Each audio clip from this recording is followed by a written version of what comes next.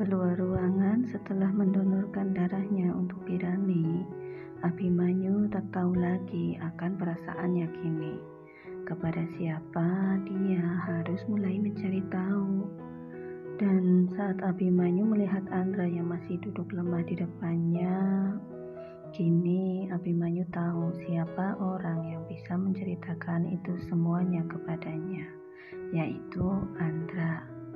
Dan Abimanyu kini memilih ikut mendudukkan diri di sebelah Andra. Sejenak menghembuskan nafas beratnya sebelum Abimanyu menanyakan banyak hal mengenai Kirani kepada Andra.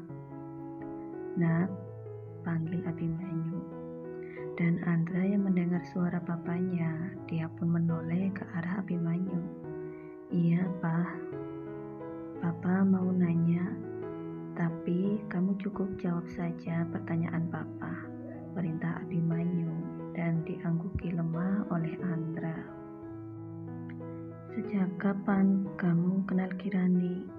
Pertanyaan awal Abimanyu membuat Andra sejenak memicingkan matanya. "Jawab saja," titah Abimanyu. "Sejak Kirani kecil, kami sudah tinggal bersama di panti. Dia yatim piatu juga," pancing Abimanyu. "Tidak, Kirani menjadi piatu setelah berusia 3 tahun.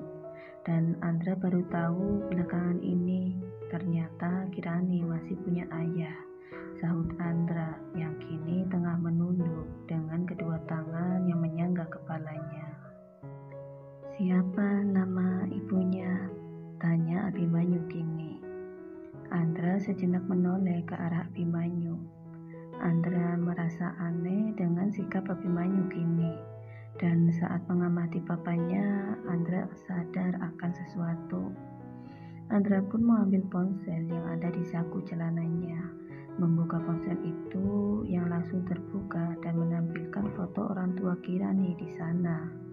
Melihat ke arah papanya, bergantian dengan melihat ke arah foto ayah Kirani, Andra kini dengan lemah menggelengkan kepalanya.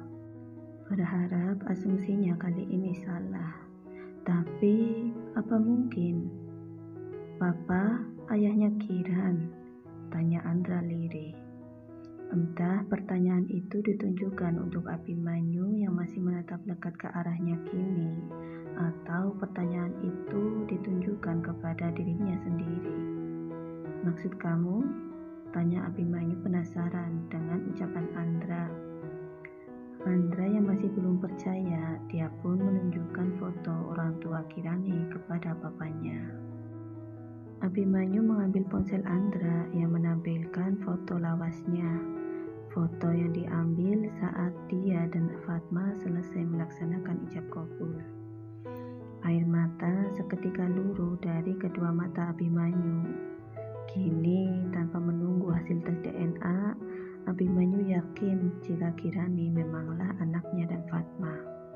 Karena hanya Fatma yang mempunyai foto itu, sedangkan dirinya tak mempunyai satupun foto Fatma. Namun kenangan indah dan wajah manis Fatma tak akan bisa dilupakan oleh Abimanyu begitu saja. "Papa, kenapa?" tanya Bina setelah keluar mengantarkan Arka dan membeli air mineral di kantin rumah sakit. Saat kembali, dia malah mendapati suaminya yang sama kacaunya dengan Andra, apalagi dengan isakan dari Abimanyu, membuat kekhawatiran Bina tak bisa lagi disembunyikannya. Dalam kekalutannya, Abimanyu tak bisa langsung menjawab pertanyaan Bina. Ada banyak hal yang dipikirkannya mengenai Kiran. Betapa buruknya dia tak mengetahui jika ada anaknya yang lain selama ini hidup dengan kekurangan pastinya. Bukan hanya kekurangan dari segi materi, pastinya anaknya itu pun kekurangan kasih sayang, apalagi kepergian Fatma itu di saat Kirani masih di usia balita. Ingin Abimanyu melampiaskan semua kemarahan dalam hati kepada orang-orang yang sudah mengelabuinya selama ini. Dan Bina yang melihat amarah besar dari dalam diri Abimanyu.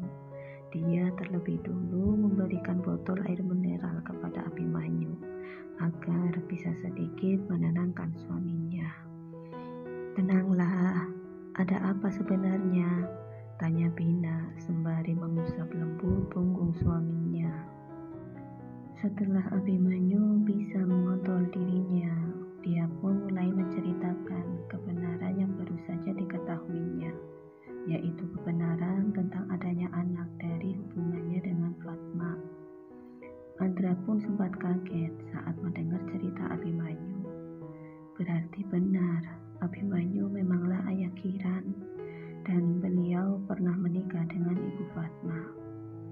Setelah Abimanyu menceritakan pernikahannya dengan Fatma kepada Andra, selanjutnya Andra yang menceritakan masa kecilnya bersama Kirani saat sebelum dan sesudah ibu Fatma tiada.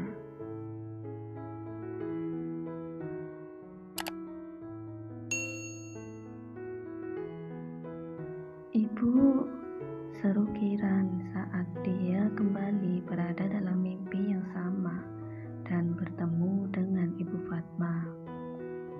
"Anak ibu kuat, kamu harus tetap berjuang, nak," ucap ibu Fatma seakan beliau sudah tahu tentang apa yang menimpa anaknya. Kirani menggeleng kuat. Dengan air mata yang mengeras, dia kembali memeluk ibunya. "Enggak, Bu, Kiran gak sekuat itu. Kiran sudah bertemu ayah, dan ayah..." Kiran tak melanjutkan ucapannya. Ucapan jika kini ayahnya sudah mempunyai keluarga baru dan hidup bahagia dengan keluarganya. Dan Kiran merasa sudah cukup untuk dirinya. Dia ingin kembali bersama ibu Fatma saja, agar dia tak menjadi gangguan untuk kebahagiaan ayahnya. "Percayalah sayang, ayah sangat menyayangi kamu," ucap ibu Fatma sembari menenangkan anaknya. "Kenapa ibu seyakin itu?" tanya Kirani masih dengan isakannya. "Karena ayah orang yang baik. Kamu pasti belum sempat berbicara dengannya, kan?"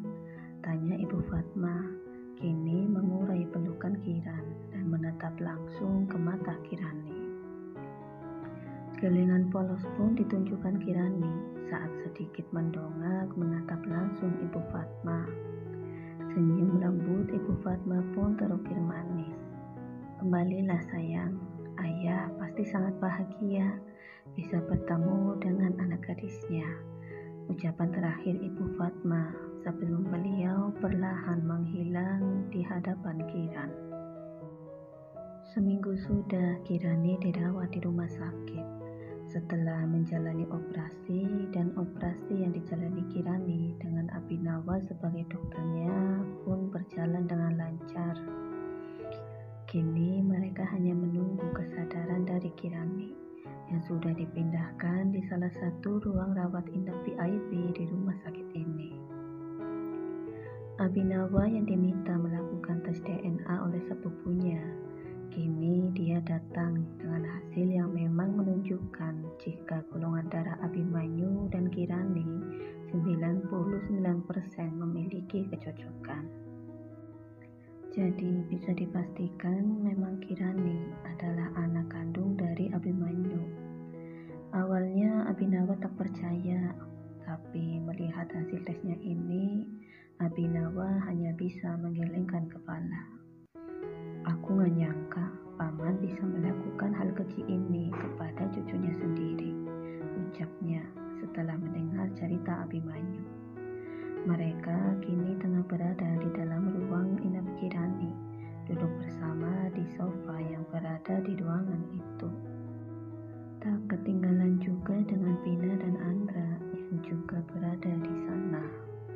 Abimanyu juga menceritakan saat dia mengusut kembali masa lalu Fatma dengan menyuruh orang kepercayaan Andra untuk melakukannya.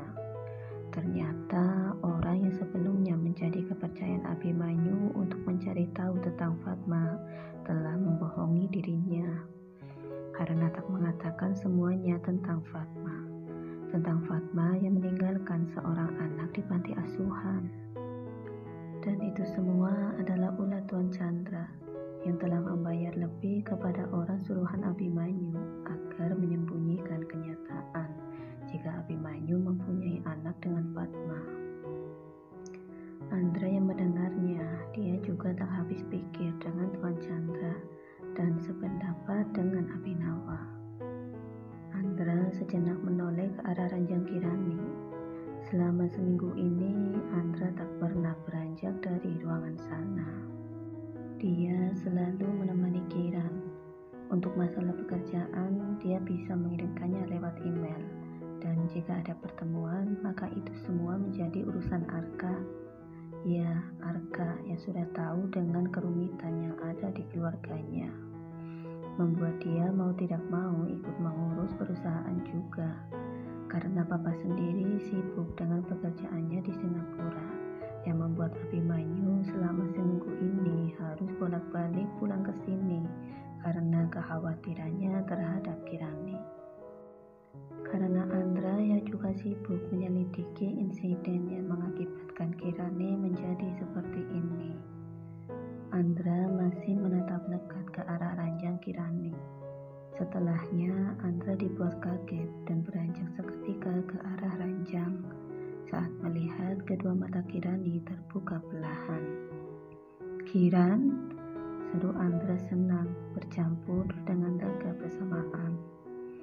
Abhimanyu, Abhinawa, dan Bina yang mendengarnya, mereka pun mengikuti langkah Andra, dan Abhinawa bergegas berdiri di sisi ranjang lain Kirani untuk memeriksa keadaan Kirani saat ini.